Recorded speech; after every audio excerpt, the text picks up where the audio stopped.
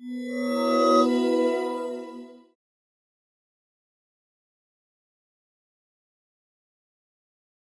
afternoon and welcome to Nesta Talks to Anne Pettifor. My name's Madeleine Gabriel. I research inclusion and sustainability issues here at Nesta, and I'll be your host today. Before we kick off, I'll tell you a bit about us and the series. Nesta is a global innovation foundation that brings bold ideas to life to change the world for good. And in an age of an overabundance of information, it's hard to know how we can make sense of the world around us and how we can play a part in shaping the future. To guide us towards some answers, and of course, even more questions, the Nesta Talks To series hosts today's leading thinkers, community builders, artists, and social entrepreneurs who are working on understanding the world around us and what our future may look like.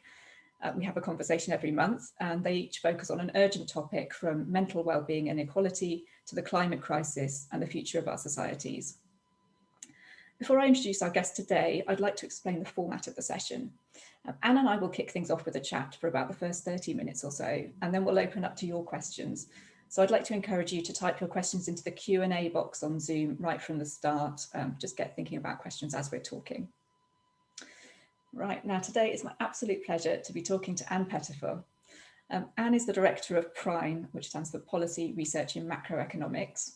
She's a prolific author, and I think she's one of the few economists to have foreseen the financial crisis of 2008, warning that such an event might happen in her 2006 book, The Coming First World Debt Crisis. Now, after the crisis, she joined with other economists and environmentalists to coin the idea of a Green New Deal, and her works inspired similar ideas around the world, including significantly in the United States.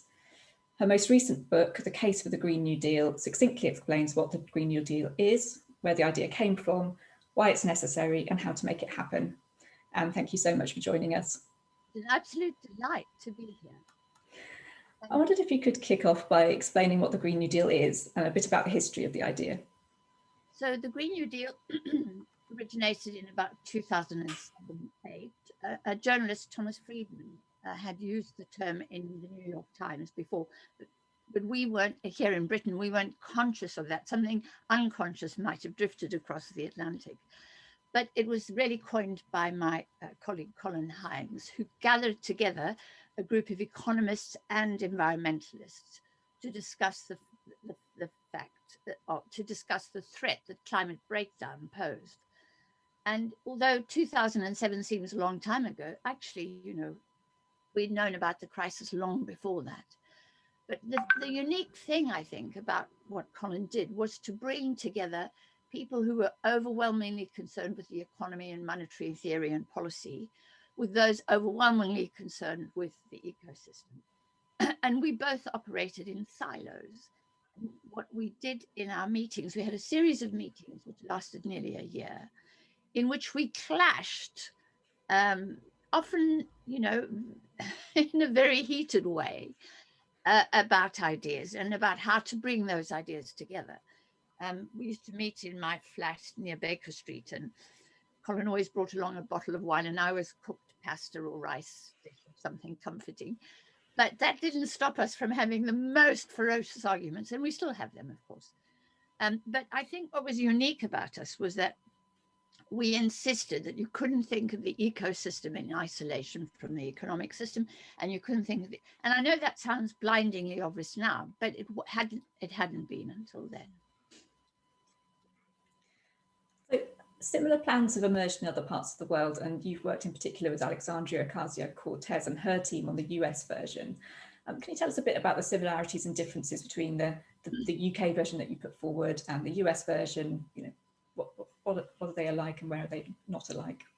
So I played only a modest part in the drafting of her manifesto when she was preparing for the primary contest, when she really was an outlier. But, you know, they, of course, and the Americans claim ownership of it because the New Deal was an American concept, but an American policies.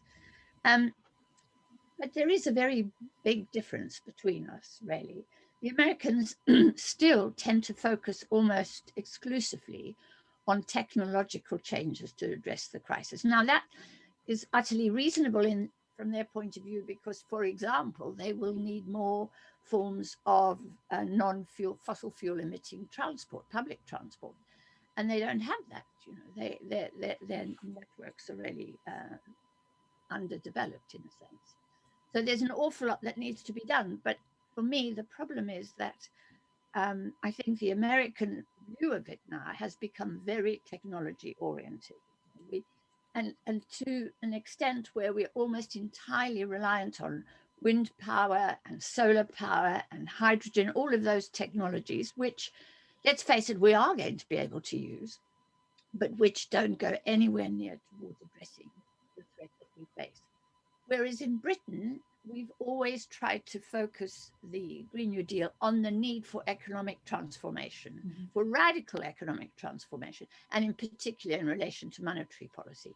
And since we've got started, you know, people have started talking about, and when I say people, I mean the public now have a much more open debate about the nature of money, the nature of quantitative easing, the power of the central bank, the proper relationship between the ability to issue new currency and the ability to pay it back. All of this is now public. At the time in 2007-8, nobody talked about that stuff. And everyone, I remember that time because we were in the middle, the Green New Deal was launched in the middle of the great financial crisis. And the public was stunned. They didn't know what had happened. And not just the public, but if you like, the progressive end of the political spectrum too. We all stood there with our mouths open. We didn't know that the system could fall down. And we didn't know what was happening with something called quantitative easing. That's changed quite dramatically. Now I do understand a lot more, and conditions have changed. So that's the difference. The Americans don't talk about that. And that's because of the power of Wall Street. And they don't want to get in there, presumably, and because it's a very big fight, and you know, Wall Street has immense power, including the power of the central bank, the Federal Reserve. So one can understand their reluctance to engage, but for me, until we do tackle both Wall Street, the City of London, Frankfurt, and the role that technocrats play in the system, we can't address the scale of transformation we need. Okay. Can you talk a bit more about that? Because I think that was a surprise to me when I read your book, that the emphasis was very much on transforming the financial system, and why, as you say, economic transformation is an essential precondition for decelerating climate crisis. So yeah, explain that to us. Why is that the key? So first of all, Madeline, thank you for reading the book. It's always lovely to meet someone who's read it. The reason that it's key is that the work that we have to do is vast. We have to transform our financial system for a start. We have to transform our transport system. We have to transform our energy system. And I now say, and I didn't say it in the book, we have to transform our care system. And by care, I mean the care that we provide to children, the education that we do, the well-being that is so essential to us. We've discovered from the pandemic that actually that sector is probably one of the most important, addressing our needs and not our wants. So that's the scale of the task. Now, where to get the money from? And I know that, and here we are in Britain at the moment. I don't know if all your listeners are British, but we're in the middle of, we were expecting our Chancellor today to announce that we can't afford to recover from this crisis of the pandemic. We're going to have to pay nurses less. We're going to have to cut the wages of the low paid. Effectively, he's saying that they won't be raised, but effectively they'll be cut because of inflation. So, you know, we can't believe we're back in this argument of, you know, we can't afford what we can do. And the profound thing about an understanding of the monetary system is that if you bother to take the trouble to discover how it works, is that it teaches us we can afford what we can do.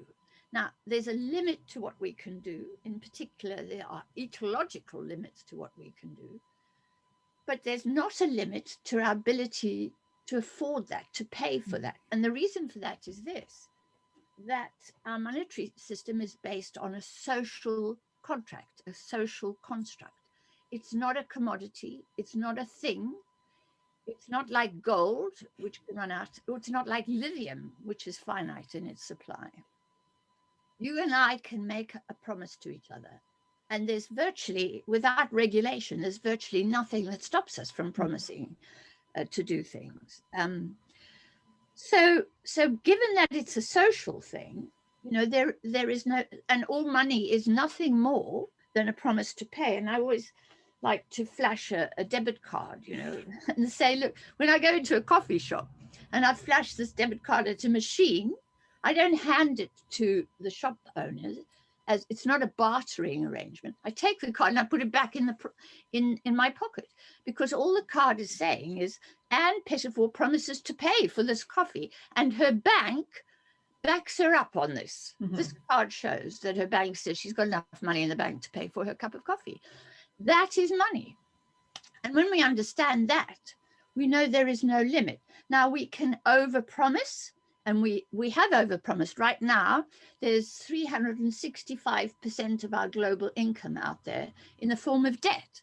And that's because, you know, we have said, oh, yes, take the money, you can do this, you can do that. You know, the banks have given the fossil fuel sector, I don't know how many hundreds of billions since the Paris Club Agreement, the Paris Agreement. So we know you can overpromise and you can promise crazy stuff. That's a big problem. But your ability to make a promise is not finite. And once we understand that, we need to understand that our monetary system is this great civilizational advance. You know, without it, we wouldn't be able to do what we can do. And I feel very strongly about that, because, as you know, I was born in South Africa and I've worked most of my life in Africa. And there are countries in Africa that don't have monetary systems. They don't have their own money. They don't have central banks that they trust. They don't have taxation systems. They don't have accounting systems for assets and liabilities, all of that which makes up our monetary system. And as a result, they have no money, and they have to rely on other people's money, the dollar, the yen, you know, sterling. And of course they can have dollars and yen and sterling, but on terms set by those issuing dollars and so on. So, you know, that's really why, you know, I want us to understand that, because then we can afford what we can do. Yeah, that makes sense. So I guess it's not really a lack of money that's stopping us from making the changes we need. It's something about the way the financial system is currently set up, right? So you mentioned Wall Street and others investing trillions of dollars in fossil fuels. So we need to stop the system investing in the wrong things and get them investing in the right things. Is that right? How do we do that? No. And how we do that? Well, of course, you know, they say that we don't have to worry too much because the market will discipline Wall Street if Wall Street makes crazy promises.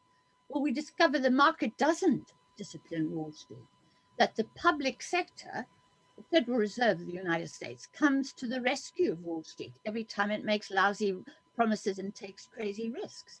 Now, that's anti-capitalist, actually, because capitalism says those who take risks need to be rewarded for their risks.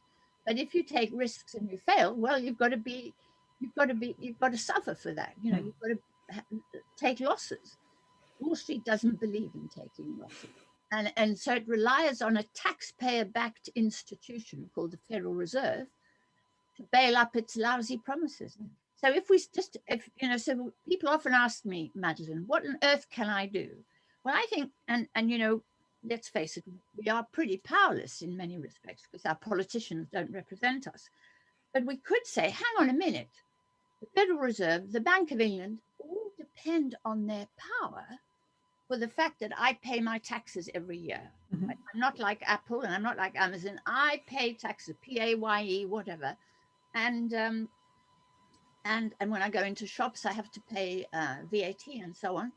And it's only because the central bank and the Treasury know that they have that stream of income that comes into the Treasury every year and is going to come in the next 30 years and perhaps even the next 100 years, that they can say, hang on a minute, we can issue liquidity, we can issue a new bond promise, knowing there's income coming in. And where's it coming from? It's coming from us. We're paying. Right. So when Wall Street is bailed out by the Federal Reserve, or the City of London is bailed out by the Bank of England, it's because of us. And if we understand that, we understand our power, our potential power. Now, of course, we'd have to operate that collectively, and we're not really at that stage yet. And unfortunately, there's huge arguments about monetary policy, and taxation, and all that. And the left just doesn't get its act together. We don't get our act together on it. Wall Street gets its act together. So that's why I put so much emphasis on that, precisely because I understand dimly, because I'm not an expert on environmental stuff really, I understand dimly the scale of the work that has to be done to maintain our life support systems. You know, they consist of our soil. If our soil degrades, we will be wiped out. You know, if our aquifers, our water tables dry up, we will be wiped out.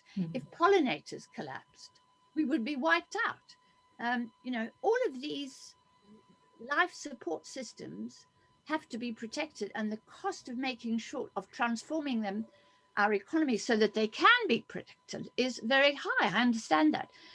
So we can finance that if we understand how the monetary system works. Hence I know many people pick up the book and think, oh, bloody hell, I was hoping to hear about, you know, how to transform the ecosystem, and I've got to read all this stuff. But really, it's about how that, if we understand that, we can bring about change.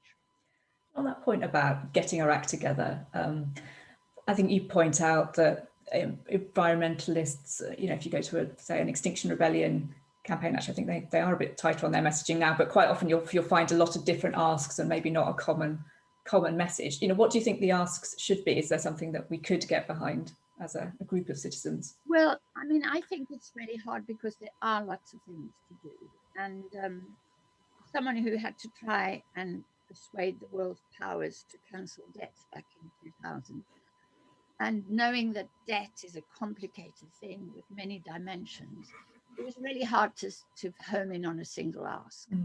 But I think that, and I don't want to be immodest about this, but I think that the idea of the Green New Deal is that we have an umbrella under which we can all stand, right?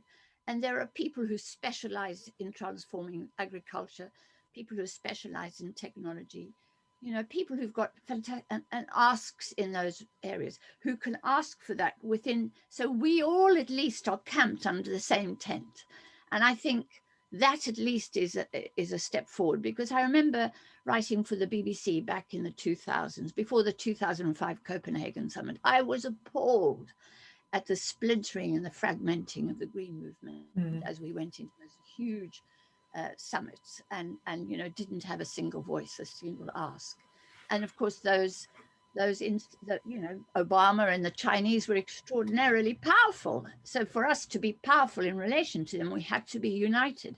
So although the Green New Deal isn't an ask in its simple ask in itself, it's an umbrella, and I think that's valuable to the environmental movement. You know, when you ask for it in Europe, when you see the European Parliament talking about a Green Deal, you know they're in our territory, really. They may not be fully under the tent. Take out the word new, because they don't want to be associated with radical reforms of the 1930s, but we've got them, in a sense, in our tent. And the whole idea is to get more and more people into this tent so that we can bring about transformation. I wanted to ask you about that, actually, because it's clear that the term is sort of getting traction with people in power. Got the European Green Deal, you've got the UK government talking about a green industrial revolution. Joe Biden references the Green New Deal in his plan for clean energy revolution and environmental justice. What do you think of these policy responses? Of what are they getting right and what are they getting wrong? So I mean, there are two things here. There's the problem of those in power and how they're using the term.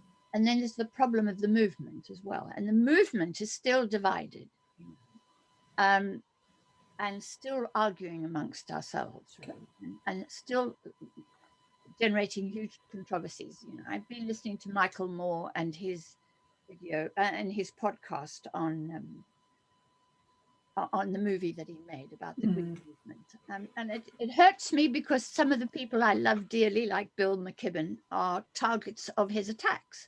This is Planet of the Humans. Yeah, and Bill McKibben has done more than most to divest from fossil fuels, and to raise awareness. But none of us is infallible, and somehow or other we've got to come together with this. But the way in which it's used by the powerful, for me, is a concession to us. It's not enough of a concession. Biden didn't want to use it in his campaign, although it does pop up, and clearly AOC and her colleagues are putting huge pressure on them. But the very first thing that I heard Kamala Harris say in her interview was, "We're not going to ban fracking." So immediately they were on the defensive. Crazy, really. But I mean, they're politicians; they know their constituencies. So there's a lot of work still to be done. But I think we need to not underestimate our power and not underestimate the impact that we've had. It's very hard to do that when you're lonesome in your tent trying to do something. And I think the main thing is for us not to feel lonesome, and also to understand the extent to which we have already transformed debate. Now, I know a lot of people who are very, very skeptical of the Green Deal in Europe. And people like Yanis Varoufakis, who's decided to come out against it. I disagree with that, because whatever we may think of the weakness of that and of the power of the fossil fuel sector in Brussels, who are doing all they can to water it down, all the same, what Mrs. von der Leyen and the European Commission have done is to open up political space for us to talk about this. We don't talk about it in Britain anymore. We're not allowed to talk about it here. We can only talk about Brexit and pandemics here. We're not allowed to talk about the Green New Deal. They're opening up political space. Biden and Kamala Harris, for all their problems, are opening up. We have to understand that that's a breakthrough. What's that phrase about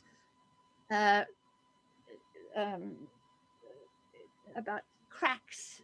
When cracks appear, that's the way the light gets in. Okay, yeah. So there's now there's the cracks in the power of the elite, and we're getting in there. And now that we're in there, we've got to open up those cracks even more. That doesn't need to make us complacent, but to stay outside and to say, sorry, I don't recognize the light shining in, I don't see it, and it's all bloody awful, isn't it? Is to say, to be defeatist, really. And I really think we can't afford that. Okay, so we've got people in power taking on some of these ideas. They're not going as far as you want, but it's better to we don't see that as just co-opting things and co-opting the idea and kind of greenwashing. Yes, it's actually a genuine crack that we should be taking advantage of, to mix some metaphors. I'm perfectly well aware of the dangers of co-option. I'm not foolish and naive, but some people may think I am. But the fact is, we are weakening the opposition, and this is a war, really. And if you were to think about it in military terms, you would have to think about the gains that we've made. And you'd have to concede you haven't won the war by any means, but that actually you know where the openings are, and you know where the weaknesses are and the concessions are, and exploit those. And you wrote your book before the pandemic, and I think you've written a kind of sort of updated appendix or epilogue since. I mean, does the pandemic open up different opportunities? I mean, everyone's talking about building back better. Does it mean that systemic change is more possible now, or do you not think that's really the case? Well, I am quite optimistic. I think we don't really yet grasp how much this has changed people's attitudes and perceptions. I think people are going to find it very hard to go back into the work framework they were in before. I think cities are going to find it really hard, and so on. So I think there are changes happening which are not yet visible and that are profound in social terms, if you like. But there's also wonderful other changes. I mean, the cycling revolution for me is incredibly exciting. There was a time when cycling was a 5-mile solution to a problem. It's now a 25-mile solution to a problem with electric bikes. And just in my little community, I've seen how the sale of my local sales bike shop can't sell bikes until Christmas because And unfortunately, we don't make them at home, so we import them. Can't get enough in before Christmas. So this shows something really exciting happening. And there's other little developments like that. Having said that, we're now about to enter a really catastrophic phase of the economic failure. We're going to go now into high levels of unemployment, of business failures. I don't think we've seen the start of this yet. It's all to come. 2021 is going to be about economic failure. And that will be an opportunity for our enemies to pounce once again, you know, to say there is no money, we can't afford to do this, blah, blah. And I have a problem with many Greens who think unemployment is a good thing. They think it's a good thing because it lowers growth.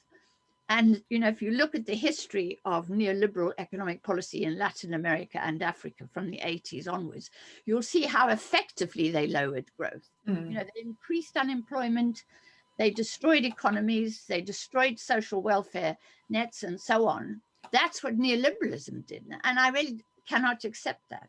I think a green, sustainable green economy is going to be a labor intensive as opposed to a technology intensive economy. You know, we are going to, I watched a beautiful video yesterday of a Greek baker making this this pastry that the Greeks made. And he's now in his 80s, right? And he's been making it all up. It's quite extraordinary how hard it is to make this pastry and spread it out and thin it out, really, so it's paper thin. And today, that work is done by machines, and his business is going to close when he dies, and nobody else in Greece makes it by hand anymore. We are going to have to go back to making our own bread, really, because that won't be burning fossil fuels. Currently, technology for baking bread is burning fossil fuels. This is going to, so that's going to make a more labor-intensive economy than we have at the moment. And we have to get in as unemployment rises next year, and people's incomes fall and depression, you know, descends upon us. We have to fight that fight, it seems to me, on the left and amongst Greens. That's really great. That's a great segue, I think, to some of the audience questions, which I'm just going to move on to. I might slip in one or two of mine as well. I've got a question from Mark Slater, who's from Extinction Rebellion's Money Rebellion team. And he says, thanks for all your great work. Do you think our current fixation on GDP is sustainable? And how important is the notion of degrowth in adjusting globally to the climate crisis? So, I mean, I have a problem with this argument about GDP. GDP is a way of counting up in numbers what we produce, what we make. And if we want to lower the amount we produce and make, which we have to do to be sustainable, we have to count, right? And so I argue GDP itself is a number. It's counted up all of our activity, how many aeroplanes we fly or build or whatever. If we want to bring those down, we can't stop counting. Now, I think GDP is often confused with growth. Growth for me is an entirely neoliberal term. It was invented, or should I say reinvented, in the 1960s, when the financial sector was expanding exponentially, and the OECD and a Financial Times columnist known as Samuel Britton decided that the economy had to grow exponentially the way finance was growing. Now, finance is subject to the laws of mathematics. You know, if you make a loan and you charge interest on it, it rises, it compounds exponentially. The economy can't grow at that rate. It's totally unsustainable. But they set a target of 50% growth within 10 years for the British economy, which was way beyond the capacity of the British economy. Right? So I don't want us to use the term, and I also don't want us to use the term degrowth, because that, if you like, keeps the framing of growth in the public eye. We've got to talk about, you know, full employment. We've got to talk about a labor-intensive economy, but we have to talk about shrinking this economy. We cannot afford to grow.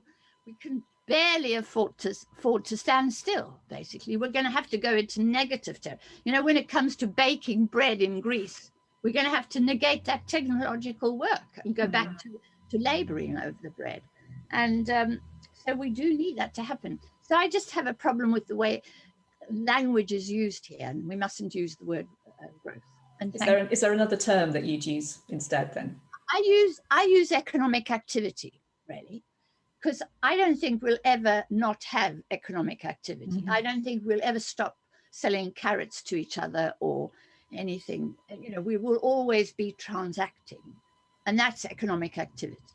But if I offer to cut your hair, and in exchange for you thatching my roof, that's a transaction, and that's economic activity.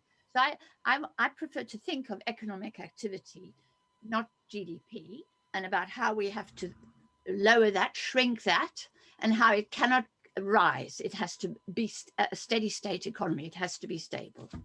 Okay. I just wanted to quickly follow up on that. What do you think it will be like living in that type of economy? Do we have to sort of,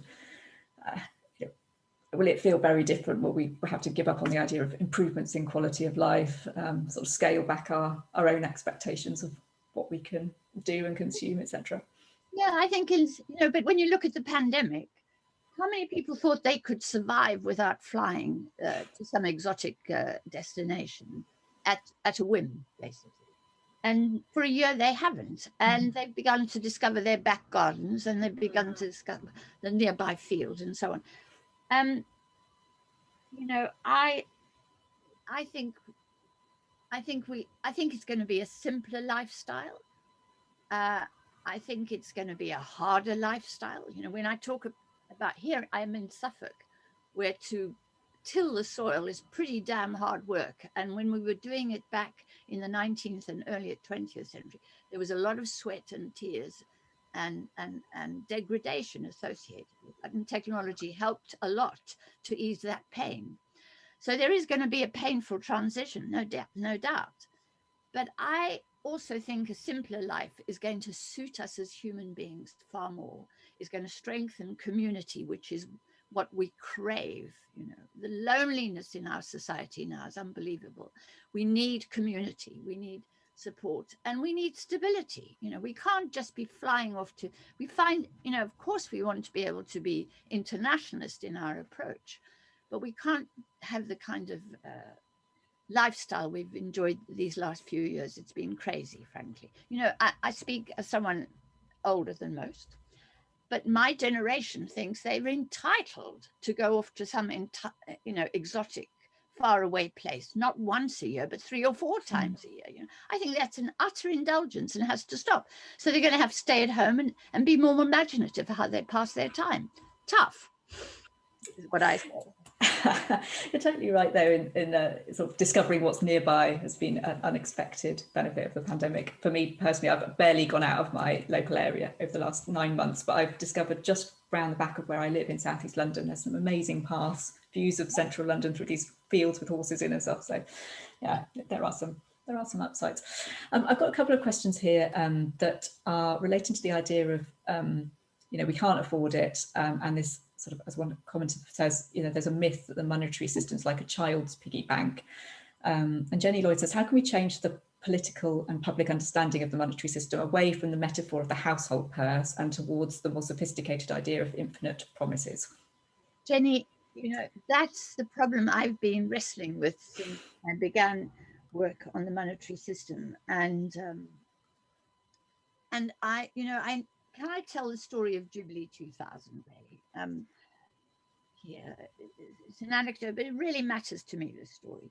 So when we began the Jubilee 2000 campaign, look, we're going to cancel the debts of the poorest countries. 35 countries have these $300 billion of debt, and we're going to cancel it. People like, you know, the big shots at Oxfam and so on, oh, you can't possibly go to the public and explain to them about third world debt, you know, about multilateral, bilateral and commercial debt, about, you know, the net present value of the debt. And I said, I disagree. You know, I think you can. And one of the highlights for me of that campaign was when a woman, when the Treasury came to me and said, what the fuck's going on here?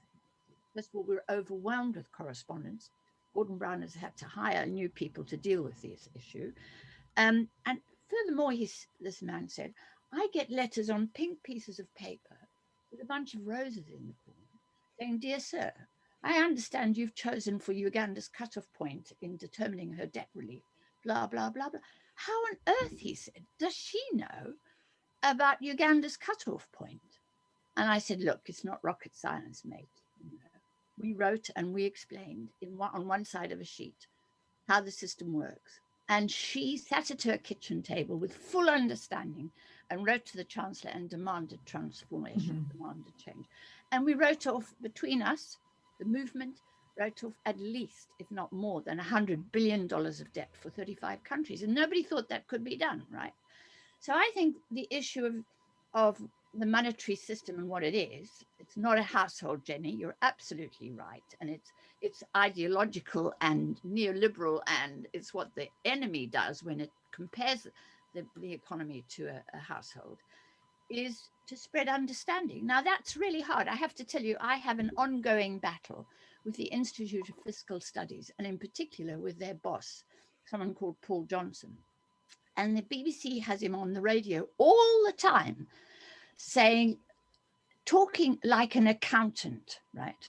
We've got debt is this, and we've got unemployment, and we've got people sitting at home not working, therefore we can't pay for this, right? And they listen to him, and he is effectively an accountant. Well, he's speaking as an accountant, to be fair to him, really. Whereas if you look at it in macroeconomic terms, cutting spending now will shrink the economy further, will make things worse, not better, because the problem right now is the lack of income. So the government, which has the power, thanks to our 32 million taxpayers, to issue new money into the system, should continue doing that to keep it going. So if you're up against someone like Paul Johnson, and the BBC doesn't have anyone else except Paul Johnson commenting on these sometimes, it's really tough. But I know that the public out there, like that woman at her table with her pink pieces of paper, understand far more than we think they do. And that, for me, is the power. And there's just a follow-up question on this. Would Mark Dorfman says, would the messaging be simpler if we try to explain to the public that it's okay to borrow, rather than discussing something more nebulous like a radical change to the financial system? Yeah, I think yes. I mean, no, that's wise advice. But I also never want to underestimate the intelligence of the public. I don't think it's too complicated for them to understand. And what the complication is in defeating the current ideology, which is that it's, as Jenny says, like a household, and they're borrowing like a household does. So I'd rather that we understood better the bigger macroeconomic picture than try to fob off the public with something simple, apparently simple. But it is okay for the government to borrow, as long as the government, this is what I think is hard for the public to see. The public thinks the only way the government can pay for its borrowing is by increasing taxes. And we need to understand that the only way to cut the debt is to increase jobs and employment and incomes. Give those nurses extra money, give them more money for all the fantastic work they've been doing. Then you have more income. Furthermore, that nurse will start paying more taxes, because, she'll pay more on that income than she would on very low income. So the government gets the revenues it needs to balance the books. Now, it doesn't need to have that in order to spend, but it does need that ultimately in order to keep the system in some sort of balance. And there's a big argument about this going on. The modern monetary theorists don't agree with me on that. But I do think balance, ecological balance, economic balance, and financial balance is important, stability. But the way to get it is not by raising taxes, but by increasing the number of jobs and the incomes that people earn. Okay. I'm going to move on to another kind of group of questions, which go back to what we as individuals can do to help get this change to happen. Zoe Cohen's asking, what are your views, Anne, on the need for an effectiveness of financial civil disobedience, such as debt strikes? Well, if we could mobilize the number of people to do that, to make it effective, that would be good. But my experience is that debtors are on the back foot, in a sense. And, when we were running Jubilee 2000, we wanted the debtor nations to form a club. The creditor nations have a club, right? It's called the IMF. Mm-hmm. And they used their club to beat up debtors, basically. And so we wanted a club of debtors, and we wanted them to stand firm and to refuse to pay. And none of them would do it. Only one had done it, Peru, back in the 80s, 70s and 80s. And Peru was mercilessly punished for that. Mm. And so we never got to that stage. And I just don't think it could happen unless a large number of us are willing to do that. Instead, we need policies for saying, you know, we have bankruptcy law in this country. And it's so interesting to me that in the 19th century, capitalists decided we needed bankruptcy, because when the warehouse burns down through no fault of your own, why on earth do you have to be put into jail for that? You know, Dickens's father was put into jail, Marshalsea prison, for not paying his debts. And then the economists and capitalists worked out, you know, it took them a little bit of time, that actually when someone's in jail, they are completely passive and not really participating in the economy or in society. Better to have them back in the economy, right off their debts, and participating again. Mm-hmm. And so, you know, we have that revelation. We've got to apply that kind of revelation to the overhang of debt today as well, especially for sovereigns, especially for poor countries. And there's another question that's related to this, which is, I'll just find it, yes. Does this kind of transformation depend on us having strong leaders? Aren't our current politicians too weak for transformation? And is there a way that transformative solutions can go beyond political electoral cycles? Yeah, do you know, I think we get the leaders we want, and we have to face up to that. But also, leaders emerge out of movement. And when movements are strong enough, they throw up new leaders. Mm-hmm. Also, good leaders are like shepherds. You know, I mean, Jubilee 2000, we had this say, the people must lead so that the leaders can follow. I mean, if you see the Green New Deal, that's what's happening. We led, and the leaders are following. Now, they're wandering all over the field. So we would have herd them back in again. But it's the movement that creates the politicians we get. And it's being politically active. Now, I know a lot of Greens find politics distasteful. And I must say, I'm finding politics particularly distasteful at the moment. But we have to dirty our hands and get political, really. No matter which party it is, we have to understand there's power, and we have to deal with power. You know, a lot of the left hates power because it's ugly. Power is, you know, can be used to abuse and do all kinds of, and we'd rather not get there, really. We like our safe little spaces where we're all nice and kind to each other. We have to get our hands dirty. We have to get interested in political power, and we have to seize political power. And I think the left doesn't really want to seize political power, because then they'd be in charge of a machine they don't like. So that's a big question. Yeah, and there's a question here actually related a bit to that. It's really about to what extent the Green New Deal and this agenda is party political. So Alex Porter says the reality of climate change caused by human behaviour appears to be much more contentious along party political lines in the US compared to Europe. How does this impact approaches to establishing a Green New Deal on either side of the Atlantic? I agree with him about that. You know, but I think it's been made a party political issue very deliberately. You know, it's a stick that's being used to beat the left, essentially, by the right, by the deniers, by the delusion. And it's not our fault that that's happened.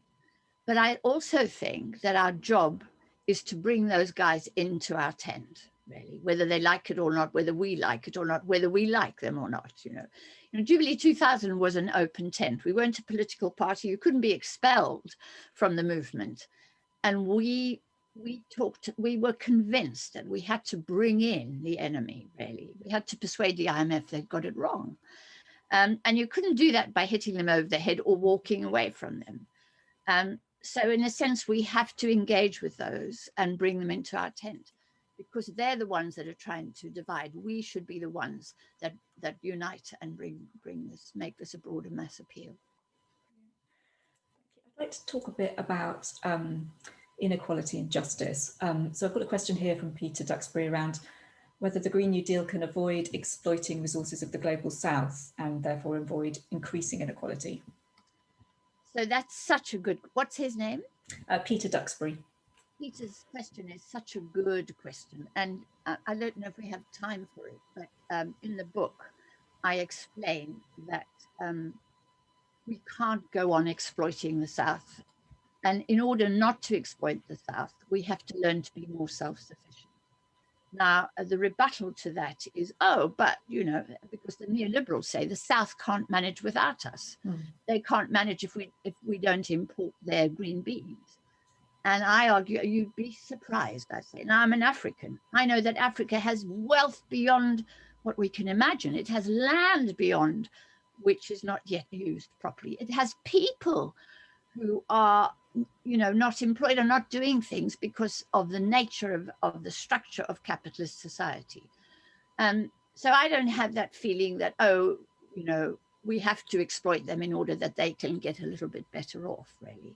And I always use the example of the way in which we consume green beans. You know, we assume that we don't have to dirty our hands growing green beans. We can import it from Kenya. Kenya can exploit her water table, and she can exploit her people, especially women, to grow the stuff. Then she can put it on an aeroplane and fly it to us so we can have green beans 365 days. No. So now what should happen is that we grow our own green beans, and Kenya becomes more self-sufficient, you know. And I think that's terribly important for Kenya, because Kenya has very high unemployment. Kenya doesn't need to import all the geeky things that we have. She will need some, and no doubt there must be trade. And yes, I will like to be able to eat pineapples in the future, you know, if not every day, at least once or twice a year, I'd like to have a pineapple, and I'd want to import that.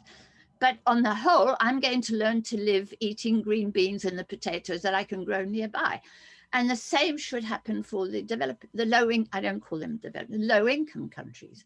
So self-sufficiency, in a short answer, Peter, is the short answer, Peter, to that question. And there's more about that in the book. Can I say, you know, it is controversial, but I'm laying out that story because I think that's a way forward. That's really interesting. And in terms of the idea of a just transition, I think it's Frans Timmermans, who's one of the politicians behind the European Green Deal, and he says, you know, there needs to be a just transition or there'll be no transition. And I think his parents were coal miners, and there's this issue of, you know, if we've got communities that really do depend on carbon intensive industries, we're going to have to find alternative sources of good, you know, dignified employment for them. How big a challenge do you think that is in, you know, kind of sort of implementing a Green Deal, and what could we do to ensure a just transition? I think it's a really big challenge. It's a big challenge because it requires, again, I'm back at the beginning of, we need the money to finance the training and the reskilling and the upskilling on a vast scale and at very high levels, high standards, in order to enable people to move from one sector to other sectors, right? And I'm completely with the miners on this. You know, I supported the miners' strike. I was very active amongst the women of the miners' strike. It was appalling what we did to that community. We stripped them of their ability to work and their ability to do quite awful work in many respects, but which gave them livelihoods and which gave them community. And then when we stripped them of that, we left them alone. And now those communities are plagued by drugs and unemployment and depression. It's ghastly. And, you know, they know that we washed our hands of them, basically. And it's shocking. It's deeply, deeply shocking. And so as a result, it's so hard to persuade trade unionists, skilled workers of the need for this. They don't take us seriously because they feel we don't understand their skepticism, their lack of belief, you know. And we think we're you know, and if we look at what's happening with the pandemic, today the Chancellor announced that the low paid were not going to get a pay rise, right? So I go and as a nurse and sacrifice my life to save your life, matey. And now you're going to make me poorer.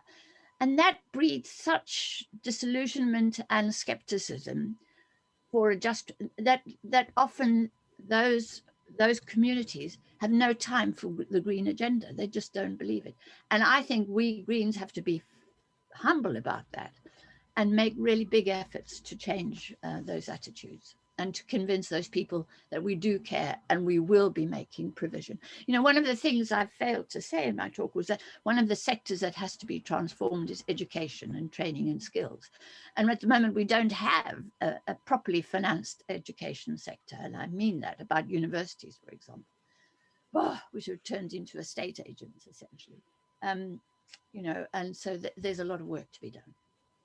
What sort of transformation do we need in the education sector? I'd like to hear more about. Well, for a start, we have to stop treating education as a financial asset, which can be leveraged to generate more rent income.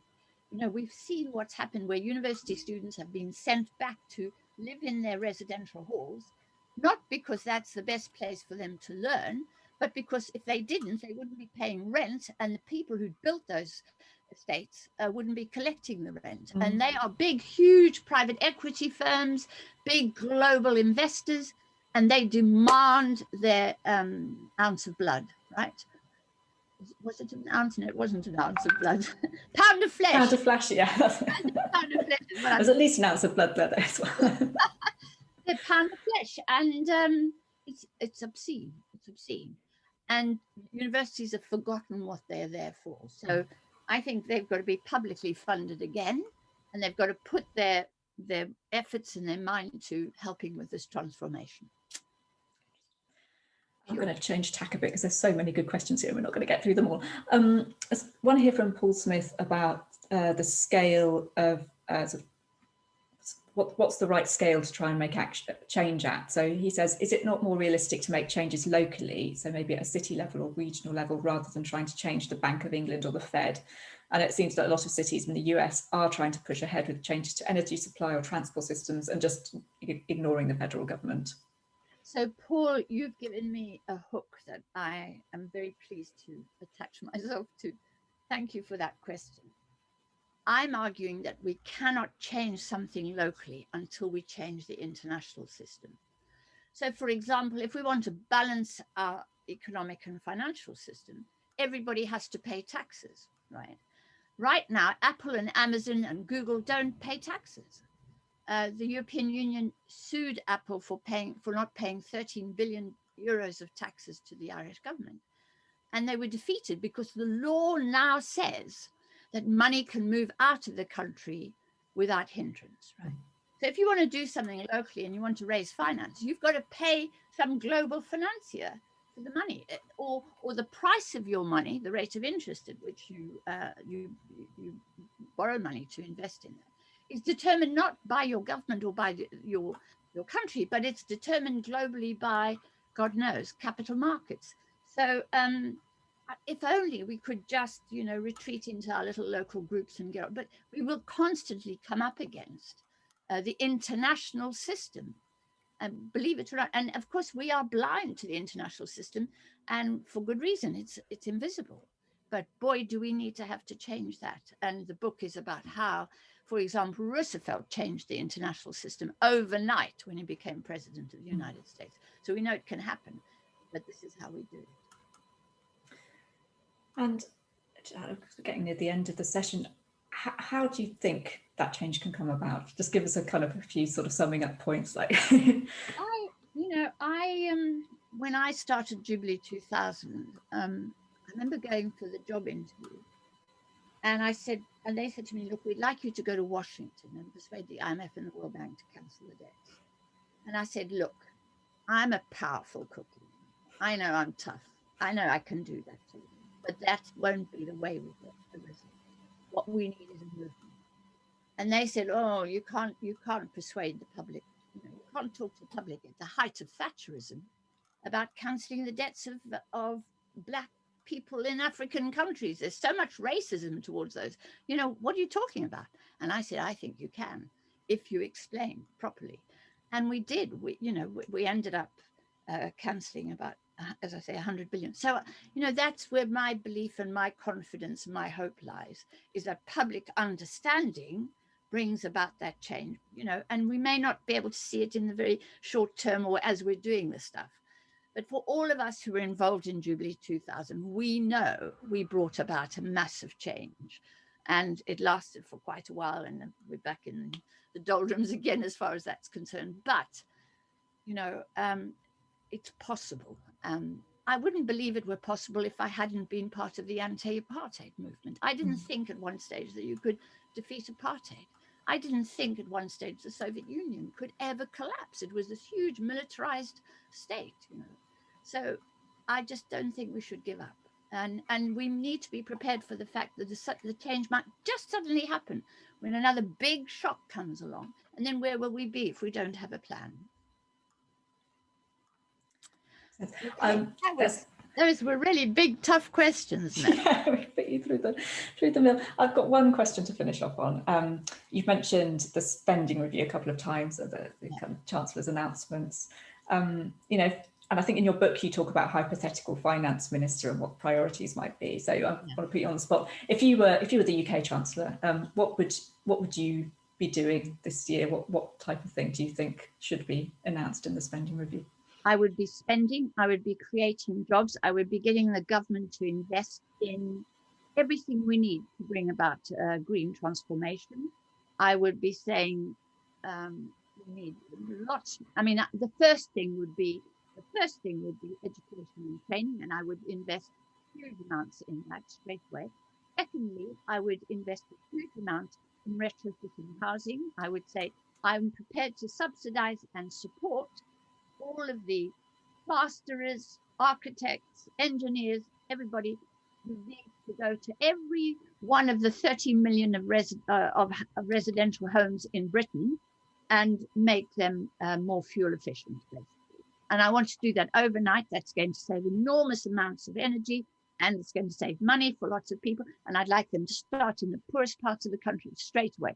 So those are the two things that I would say I'm going to massively expand. And by that means, I would raise employment, and by raising employment, I would raise incomes, and incomes would generate tax revenues and help me balance the budget. That's what I would do.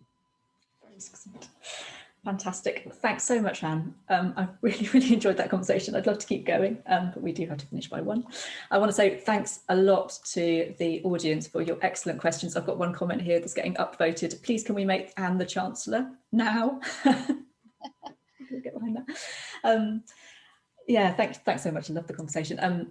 Thanks everyone for joining us. Please do sign up to our Nesta's newsletter if you'd like to join future events in the series. This was actually the last Nesta Talks 2 for 2020. What a great one to finish on. So we wish you all the best for the end of the year, and please do follow us and watch out for our newsletters. The series will continue in the new year. And Madeline, can I say thank you to you for your excellent conversation. It was really wonderful. And to Nesta for giving me the time and space to elaborate on ideas that I never get the time for anywhere else. So thank you. Wonderful. Oh, it's an absolute pleasure. Thanks a lot.